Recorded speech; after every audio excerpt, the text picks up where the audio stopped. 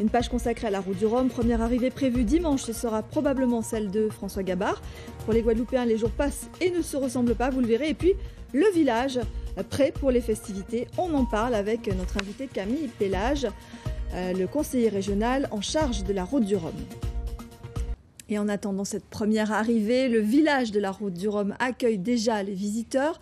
Et la fête va durer jusqu'au 18 novembre. Chaque jour, des animations et des concerts prévus le soir. Ça commence tout à l'heure au Mémorial Act. On va retrouver en direct sur place Ludivine Guiollet-Oulac. Bonsoir Ludivine.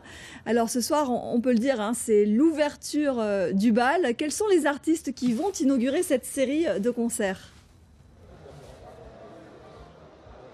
Bonsoir Laetitia. Eh bien, les concerts vont débuter d'ici quelques minutes, dans moins d'une demi-heure. Mais ce qu'on peut dire sur cette ambiance et au niveau du public, c'est que c'est plutôt timide, comme vous pouvez le voir. On arrive au fur et à mesure. Sûrement, on doit le dire en raison du temps et de la pluie. Pour ceux qui viennent, eh bien, c'est caouet et parapluie de rigueur. Et puis bien sûr la chaise pour être bien installé. Alors pour ceux qui ont bravé le temps pour assister à ces premiers concerts de ce village de la route du Rhum, eh bien, sur scène est attendu tout à l'heure le Grand Méchant K avec notamment Eric Kozak et Quaxicolor avec comme invité Jacques Darbo ou encore Jocelyne Labille.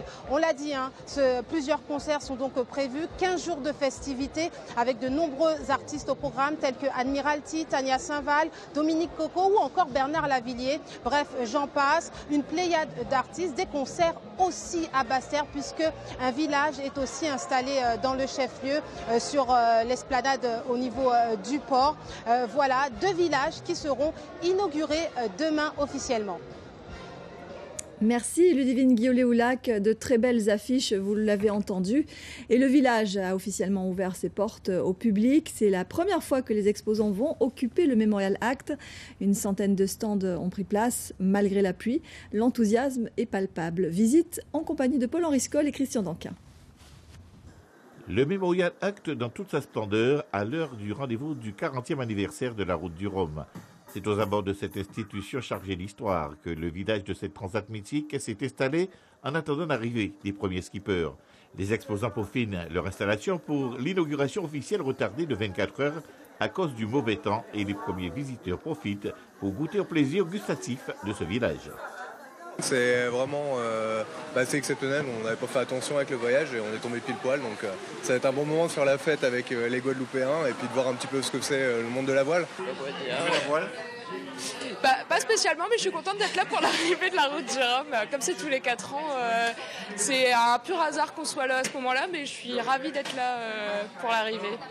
Puisque nous sommes de plein pied dans la dynamique des performances, il n'y a pas que le Rhum qui est à la fête. Lisa, membre d'une jeune entreprise artisanale et familiale, saisit l'opportunité de cet événement pour présenter sa production de bière Made in Guadeloupe. Pour nous, c'était vraiment important que ce soit fait pour la route du Rhum, parce que c'est quand même les 40 ans et on veut représenter la Guadeloupe avec cette production locale, parce que ça rapporte la fraîcheur, le dynamisme de chez nous. On est sur 2500 mètres carrés avec beaucoup d'exposants, de la restauration, des rhummiers, des artisans, il y a des agrotransformateurs, il y a un pool restauration sur 600 mètres carrés. Donc c'est vraiment un village vivant où les gens vont pouvoir venir faire des affaires, venir se balader durant toute la journée à partir de 10h jusqu'à 20h en semaine et un peu plus tard le week-end. En marche de ce grand village de la route du Rhum, la première série d'animations artistiques débute dès ce soir sur l'esplanade du Mémorial Act. Voilà, on aura l'occasion tout à l'heure à la fin de ce journal de refaire un tour du côté du village en compagnie de Ludivine Guiollet-Oulac. Pour aller plus loin, nous accueillons ce soir sur ce plateau Camille Pélage. Bonsoir. Bonsoir. Merci d'être avec nous. Vous êtes le responsable de la route du Rhum pour la région Guadeloupe. Alors, les festivités, on l'a vu, ont démarré. Alors, la pluie, perturbation ou bénédiction ? C'est un peu des deux, puisqu'on a besoin de pluie, il faut de l'eau. Mais c'est clair que lorsqu'on manque d'électricité, quand on a des réseaux, quand il faut faire du montage d'un village temporaire, il faut composer avec. On envisage tout en général pour ce type d'événement, pas forcément que la pluie s'invite. Ah non, la pluie est une composante comme le soleil, puisque nous savons que nous sommes sur une altitude tropicale, il peut pleuvoir à n'importe quel moment, et toutes les installations que nous mettons en place, que ce soit pour Basse-Terre, que ce soit pour le Mémorial Act, doivent nous permettre en tout temps de recevoir le public en toute sécurité. Donc a priori, pas de mauvaise surprise. Non, ça se gère. Pourquoi avoir quitté la place de la Victoire pour venir au Memorial Act ? Bon, déjà, vous avez constaté qu'il y a quand même des travaux sur la place de la Victoire, notamment le bâtiment de la Renaissance qui pose problème. Mais nous avions cette volonté, et le président Chalus l'a à maintes fois répété, d'associer encore plus, davantage, donc vraiment d'associer davantage la population guadeloupéenne à cet événement.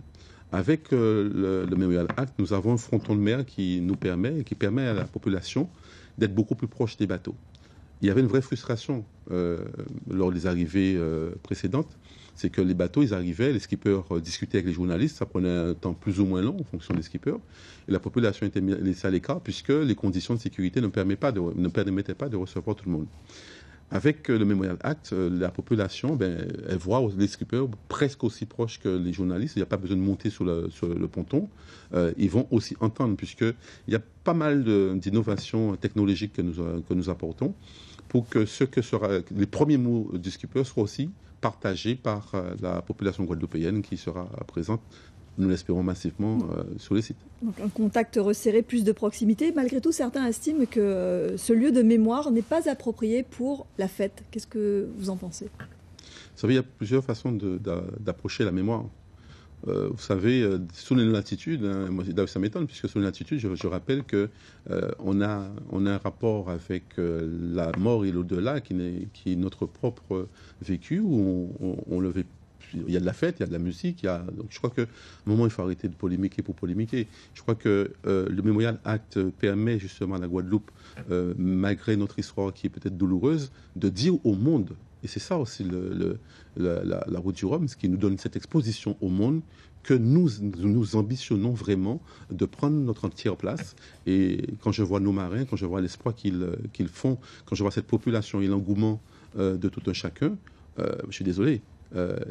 Cette manifestation a pleinement sa place au Memorial Act. Alors on l'a vu, cette route du Rhum est une merveilleuse vitrine pour la Guadeloupe, vous venez de le dire. Quel est l'impact réel de cette course pour notre île ? Dites-vous bien qu'aujourd'hui, c'est l'un des événements au monde les plus vus. Je dis bien un événement mondial.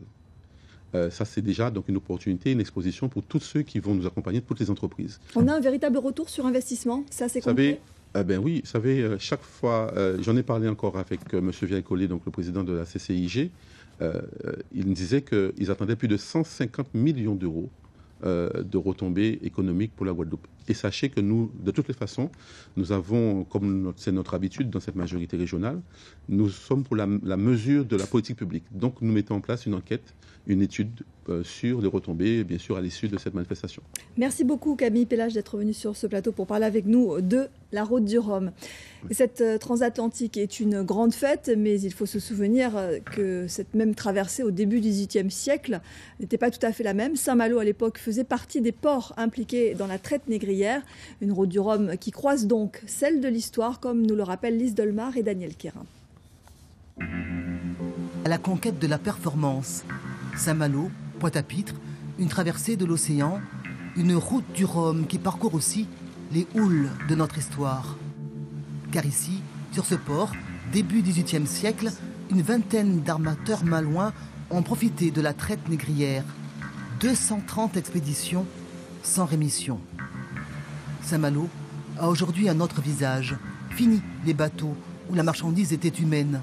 En 2018, c'est le défi sportif qui l'emporte sur le diktat économique. De l'autre côté de la mer, un Memorial Act qui prend acte et qui attend ses skippers en solitaire. René Bellénus, historien, ne parle pas forcément d'héritage. Ce n'est qu'un épiphénomène à la limite, le côté Saint-Malo, port négrier. Je ne crois pas que ce soit forcément utile de le valoriser, mais c'est bon de le rappeler malgré tout. Ainsi, en Guadeloupe, le poids de l'histoire s'installe encore dans l'actualité, sous fond de route du Rhum. À la faculté de sciences juridiques et économiques, la justice et la mémoire de l'esclavage fait débat, comme si les flots du temps faisaient remonter les saveurs d'un Rhum en déroute. En vérité, personne ne sait exactement l'étymologie du mot rhum. Certains l'appellent tafia, d'autres l'appellent ron, de manière espagnole. Donc le mot lui-même est déjà un mystère. Et donc le rhum, pour moi, c'est un emblème le plus fort qui soit de ces interrelations entre l'Europe et l'Afrique. Une interaction qui se traduit aujourd'hui par une mer traversée par des courants sportifs, une route du Rhum et sa cohorte d'endroits historiques qui glissent vers d'autres perspectives. C'est donc une course vers l'excellence en réalité que symbolise la route du Rhum, une excellence à travers l'appropriation de la mémoire collective et des relations avec d'anciens ports, effectivement, il faut le noter, d'anciens ports négriers et spécialisés dans la traite atlantique. Remettre en lumière l'obscurité du temps passé, le meilleur moyen de goûter à une route du Rhum qui nous amène vers le meilleur de l'homme, la performance et la résilience.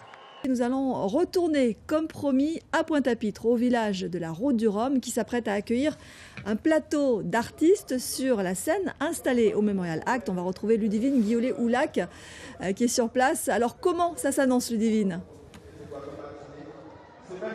Eh bien, je peux vous dire, Laetitia, dans quelques minutes, pas plus de 5 minutes, les concerts vont donc débuter. On le voit derrière, les officiels, en tout cas les organisateurs, se sont exprimés sur scène pour parler un petit peu de ce village et dire un petit peu ce qui est prévu durant ces 15 jours de festivités. On le voit, ça s'agite. Alors au niveau du public, ça commence à arriver tout doucement. On le voit, les gens arrivent avec leur parapluie, avec leur kawaii, avec leur gilet, puisqu'il fait un peu frisqué, mais ça commence à arriver. Ce n'est pas encore la grande foule, mais on imagine que d'ici les prochains jours, eh bien, le public s'habituera à tous ces concerts et à cette explanade du MAC qui s'est transformée en un grand village de la Route du Rhum. Alors ce soir, ce qui est prévu, c'est donc le grand méchant cas, comme je le disais tout à l'heure, avec Eric Kozak notamment, mais également Quaxicolor, avec comme invité Jacques Darbo ou encore Jocelyne Labille. Des concerts, il y en aura tous les soirs durant 15 jours, avec notamment Admiralty, Tania Saint-Val, Bernard Lavillier ou encore Dominique Coco. Et rappelons-le pour finir que ce village de Pointe-à-Pitre n'est pas le seul pour la Route du Rhum, puisqu'il y a également un village installé sur l'esplanade du port à Basse-Terre. Merci Ludivine Guiolet-Houlac. Voilà, les premières notes de musique retentiront à 20h30.